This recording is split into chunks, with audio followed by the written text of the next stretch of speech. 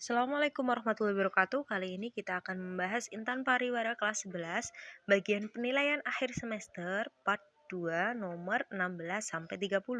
Mari kita simak bersama-sama. Nomor 16, saat olahraga Arif melakukan gerakan pada gambar. Pernyataan yang tepat mengenai mekanisme kerja otot berdasarkan gerakan yang dilakukan Arif adalah Oke, untuk bagian tangannya kan diluruskan. Ketika tangan diluruskan, itu berarti bisepnya akan relaksasi dan tricepnya akan kontraksi, maka terjadi gerakan ekstensi. Nah, untuk yang kakinya sebelah kanan ditekuk, ketika kaki ditekuk atau sama sih sebenarnya ketika tangan juga ditekuk, itu akan terjadi gerakan fleksi. Di mana di sini bagian bicep femorisnya akan berkontraksi, sedangkan bagian quadricep femorisnya akan relaksasi. Nah, untuk yang kaki kirinya yang lurus itu akan terjadi gerakan ekstensi, di mana yang kontraksi di sini adalah quadricep femoris. Sedangkan untuk bicep femorisnya akan relaksasi. Jadi di sini jawaban yang paling tepat adalah yang A, di mana otot bicep pada lengan atas berelaksasi dan otot tricep pada lengan atas akan berkontraksi sehingga menimbulkan gerakan ekstensi. Nomor 17, sekelompok peserta didik mengamati preparat struktur otot pada suatu organ menggunakan mikroskop.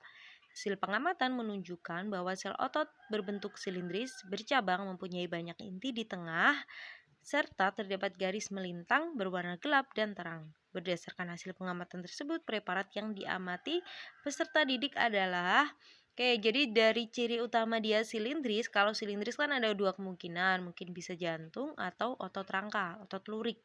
Nah, karena di sini ada keterangan bercabang dan ada inti selnya di tengah, maka ini adalah otot jantung. Jadi jawabannya yang C. Nomor 18, perhatikan hasil cek darah beberapa probandus berikut. Nah, berdasarkan hasil cek darah, probandus yang berperan sebagai donor universal dan resepien universal adalah, jadi untuk donor universal ini berarti golongan darah O, karena O itu bisa mendonorkan darah ke semua golongan darah.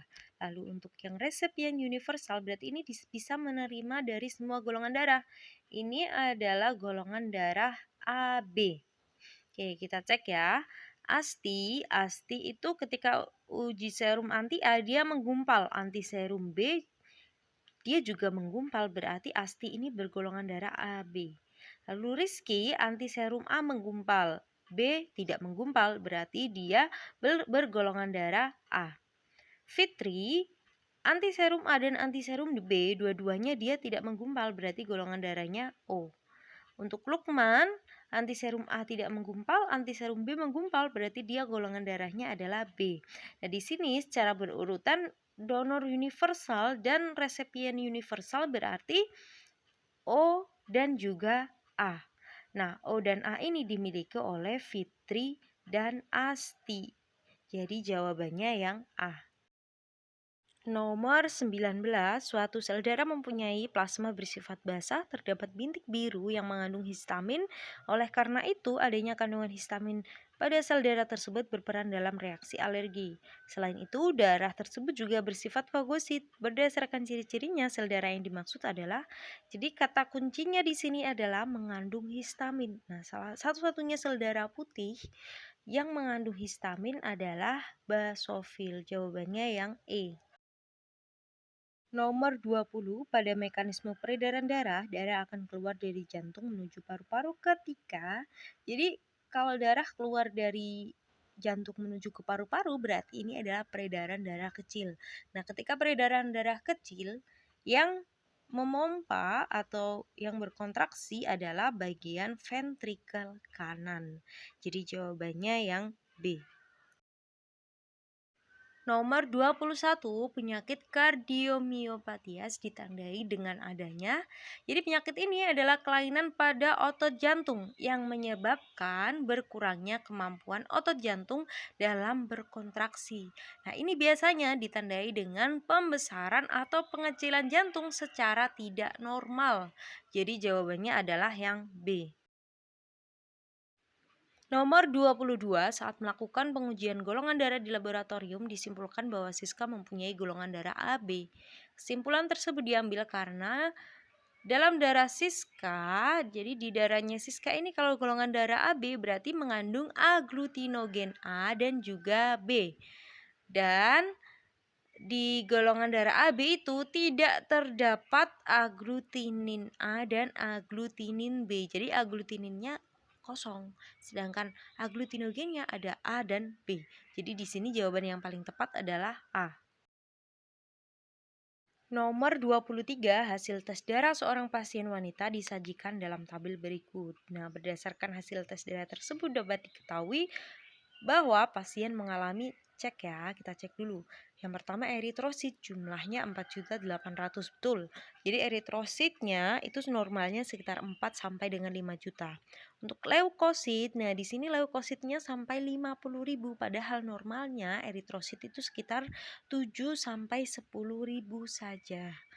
Kemudian yang ketiga trombosit 360.000 normal nih, karena trombosit itu normalnya sekitar 200.000 sampai 400.000.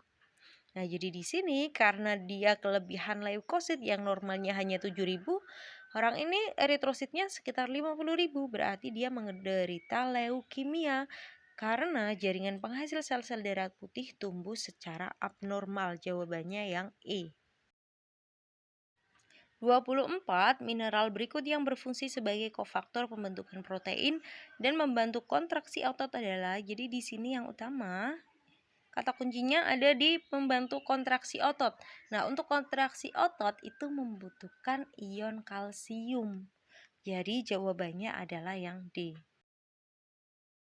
Nomor 25, proses pencernaan kimiawi yang berlangsung pada organ yang ditunjukkan oleh huruf X seperti pada gambar di samping adalah, jadi itu gambarnya adalah organ usus. Nah, di mana di sana terjadi pengubahan trigliserida menjadi gliserol dan asam lemak. Jawabannya yang E.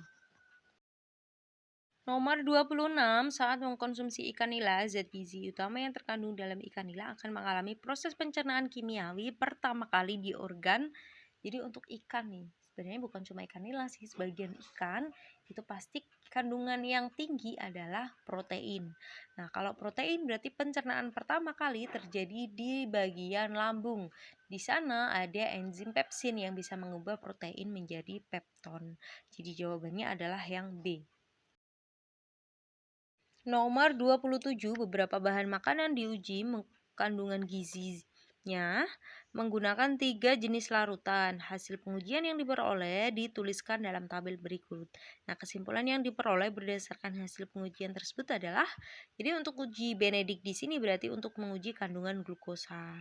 Iodin menguji kandungan amilum, sedangkan biuret untuk uji kandungan protein. Nah, di sini berarti makanan satu saat ditetes Benedict biru tua, iodin kuning, larutan biuret warna ungu. Nah, di sini yang menunjukkan perubahan warna adalah yang larutan biuret karena berubah menjadi ungu. Berarti makanan satu ini dia mengandung protein. Makanan kedua, Benedict dia merah bata. Iodin dia biru tua, sedangkan biuret berwarna biru muda. Nah, di sini berarti yang menunjukkan perubahan adalah bagian ketika ditetesi larutan Benedict dan iodin karena berubah warna. Berarti makanan yang kedua ini mengandung glukosa dan juga amilum. Makanan ketiga ditetesi Benedict, dia berwarna merah bata, iodin kuning, berarti tidak menunjukkan perubahan warna ya. Untuk biuret berwarna biru muda, nah itu juga berarti tidak menunjukkan perubahan warna. Berarti makanan yang ketiga ini hanya mengandung glukosa. Makanan keempat, Benedict dia biru tua, berarti enggak ya. Larutan iodin biru kehitaman, iya nih berarti mengandung amilum. Biuret warna ungu berarti mengandung protein. Berarti makanan 4 di sini mengandung amilum dan juga protein. Yang kelima, ketika dideteksi oleh Benedict dia berwarna merah bata, berarti dia mengandung glukosa. Kemudian iodin gak ada perubahan warna nih, warna kuning. Larutan biuret berubah menjadi ungu, berarti makanan kelima ini mengandung glukosa dan juga protein. Jadi di sini jawaban yang paling tepat adalah yang B. Bahan makanan kedua mengandung glukosa dan juga amilum.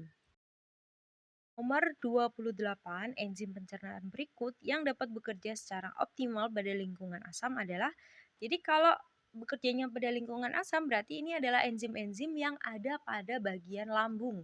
Nah, enzim yang ada di lambung itu ada pepsin, renin, dan juga asam klorida sendiri penghasil larutan asamnya. Berarti di sini jawabannya adalah yang A. Nomor 29, suatu organ pencernaan berperan sebagai tempat pembusukan sisa makanan menjadi fases oleh bakteri E. coli. Nah, selain itu pada organ tersebut juga terjadi proses penyerapan air. Organ pencernaan yang dimaksud adalah, jadi kalau untuk pembusukan bakteri E. coli dan juga penyerapan air berarti ini terjadinya di usus besar. Nah, usus besar itu bisa juga disebut dengan kolon. Jawabannya yang B. Nomor 30, sudah 3 hari Gilang sering buang air besar dengan kondisi fasesnya encer. Akibatnya, Gilang mengalami dehidrasi. Nah, berdasarkan gejala tersebut, penyebab gangguan yang dialami Gilang adalah kalau buang air besarnya encer, berarti di sini Gilang diare nih. Diare itu bisa disebabkan karena adanya bakteri sehingga proses penyerapan air di usus besar akan terganggu. Jadi jawabannya yang C. Sekian pembahasan kali ini, semoga bermanfaat. Terima kasih. Wassalamualaikum warahmatullahi wabarakatuh.